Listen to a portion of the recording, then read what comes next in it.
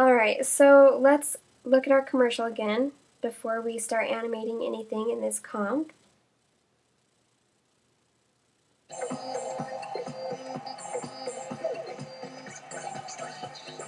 So we have a lot going on. I'm just gonna sort of go through it, trying to stop it every once in a while. So we have the cracker flying in, it lands down. We've got the hand move over. Text slide on, we've got that light moving around. The little cracker record spins a lot. And there's just a lot in general going on. So if we look now, we've got none of that happening, and we can look at our cheat sheet, which you can move down to the record player comp here. And there's just a lot going on with the yellow Ritz cracker. Its position, scale, and rotation are all being keyframed. The base of the record player slides in, so it's got some keyframes. We've got the record player hand moving over, and the light moves a lot, and then we have another comp that we have to make here for that text. So let's just go ahead and start doing some of that. So I think we'll start with the yellow Ritz cracker, because that's sort of our first introduction to this scene, is when it flies in and then lands on the base of it. So I'm going to hit S on the keyboard and then hold Shift and hit P and R, so I have position, scale, and rotation open.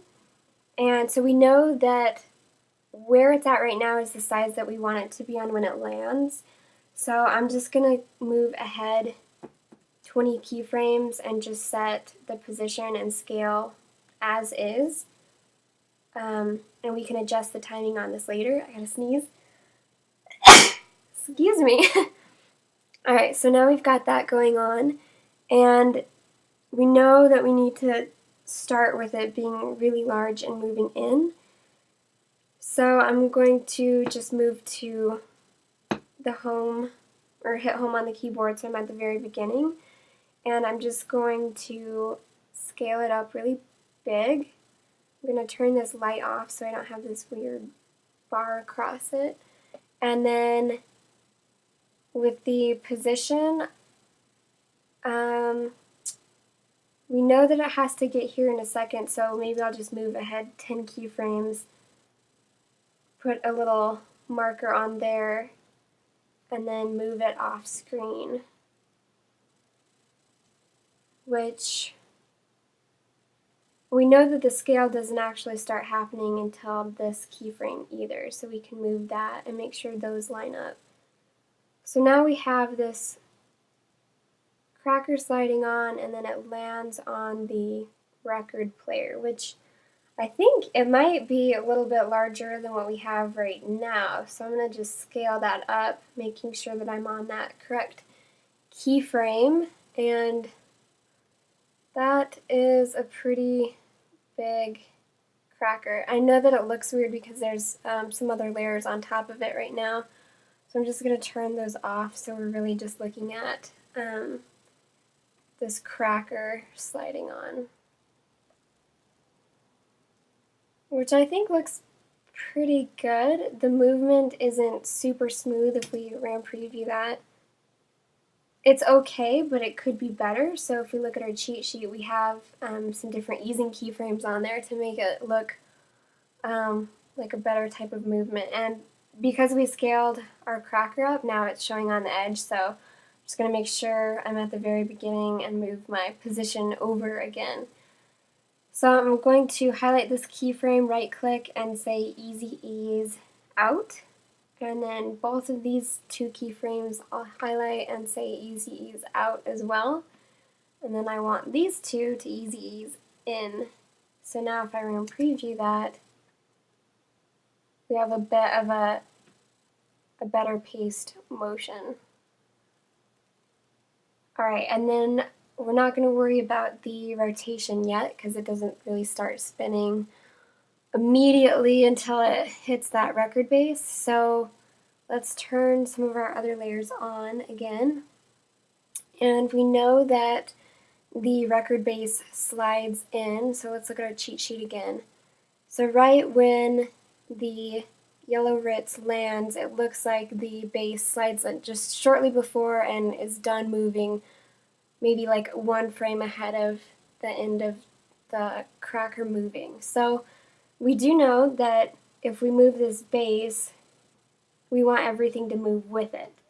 So I'm going to undo that and just grab my big circle, circle 1 and circle 2, and the hand, all of these guys, and we're going to parent it to the base. So I could grab this little swirly and tell it to reference the base, or else I could choose the base in these layers too. And because they're all highlighted, it did all of it for me. So now that if I move the base, everything moves with it, which is what we want to happen. So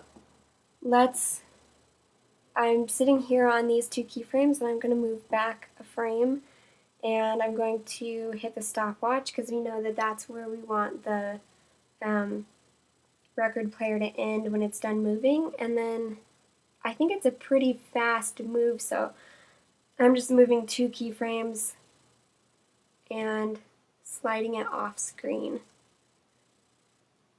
So now if we're going to preview this, it's really fast, but we don't even really notice all of that going on in the commercial either. So let's try to, maybe right about there. So it's all really, really fast. They fit a lot of stuff going on in a short amount of time. So we've got my record player sliding in there, and I'm just going to put an Easy Ease In on there. And let's look back at our cheat sheet really quick, and that's all we've got there too. So it just sort of eases into that movement and isn't too abrupt. So let's play that again. So we have this crazy fast stuff happening, and what might help is if we put some motion blur on this. And if we look at our cheat sheet, we've got a lot of motion blur going on, so we might as well turn that all on now. We have it on everything except the light. So let's just turn all that motion blur on, and then again you have to enable it for that comp. So now this looks a little bit better because we can sort of see there's something happening instead of just these little jumps of movement. So if we preview that,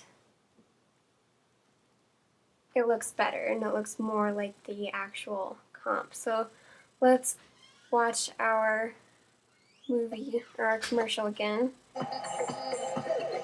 Alright, so as soon as that ends, then the hand slides out and the little cracker starts spinning. So let's look at our cheat sheet again.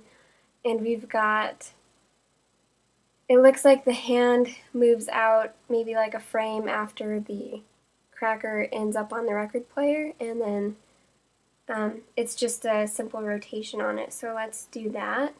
So I'm going to hit R on my keyboard to get the rotation down, and so let's we're lined up on where the cracker ends its movement, and I'm just going to move forward a frame and hit the rotation stopwatch, and then just move maybe 10 frames ahead, and we have the anchor point up here so that when we rotate it, it's rotating from the proper point.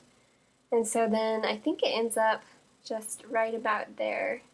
Oh, maybe not so far. So I'll move it right about there. And again, to get the realistic movement, then this first keyframe we're going to do Easy Ease Out. Oops. And Easy Ease In with that last keyframe. So let's preview that. Nice. So we just have a pretty simple movement, and now we know that the cracker should be spinning around and doing its crazy thing. So let's look at that. So I think we've got the rotation beginning right as soon as it ends, and then it looks like it rotates over a period of time. So I'm going to select my cracker layer, and I'm just going to lay down a rotation keyframe, and then I'm just going to move ahead, I don't know, maybe like 15 frames, and we can adjust these, and I'm going to rotate it, but because notice that the scale isn't perfect, like it's a different ratio, So if we rotate it too much, it looks weird and it goes off the record player. So we have to keep that in mind and not spin it too much. Right about there is probably okay, and then I'm just going to move ahead maybe like 20 frames. Move it back the other way, not too much though, maybe right there. And then one more time, I'll just scrub forward a bit and then rotate it back to maybe with 0 rotation on it.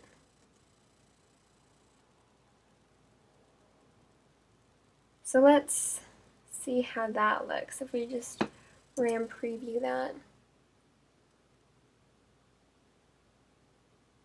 It's okay. I think it should maybe move at that last keyframe a little bit, so I'm going to move to that and then maybe just keyframe it a little bit more and make sure that that was the proper movement.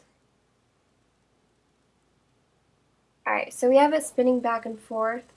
It's kind of slow. Let's look at our cheat sheet. So we maybe should have one more keyframe in there, and it looks like we've got like some sort of different spacing to create more dynamic moves in there. So I'm going to highlight all of these keyframes, and then I'm going to hold Option on my keyboard and shrink them down a little bit so they happen over a shorter amount of time, and let's see where we want this to end. So right around just past 215 here. So I'll just lay another keyframe down and maybe put this one back to 0.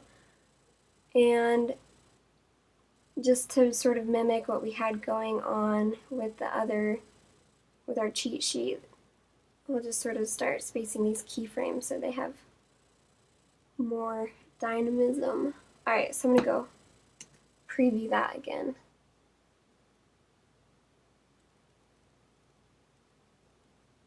So that's a little bit better. It has sort of more dynamic moves when it moves kind of fast there at the end. So well, let's just fix up these keyframes so they have even more dynamic moves, and we're going to easy ease out of this first one, easy ease in this last one, and then just easy ease these middle guys. So let's RAM preview that again.